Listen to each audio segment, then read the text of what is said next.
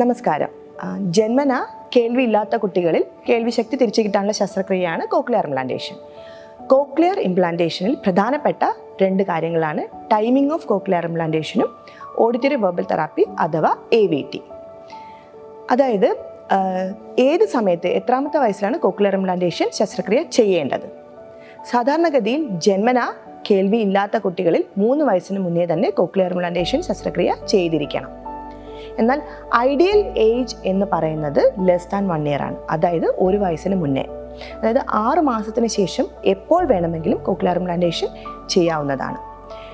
ഏകദേശം 1 വയസ്സിൽ ജന്മന കേൾവിയില്ലാത്ത കുട്ടികളിൽ ഏകദേശം 1 വയസ്സിൽ കോക്ലിയർ ഇംപ്ലാന്റേഷൻ ചെയ്യുകയാണെങ്കിൽ ഒരു 3 വയസ്സാവുമ്പോഴേക്കും ഈ കുട്ടി നോർമലായിട്ടുള്ള കുട്ടികളെ പോലെ തന്നെ കേൾവിശക്തി വരികയും നോർമലായിട്ടുള്ള കുട്ടികളുടെ ഏകദേശം അതുപോലെ തന്നെ സംസാരശേഷി ലഭിക്കുകയും ചെയ്യും.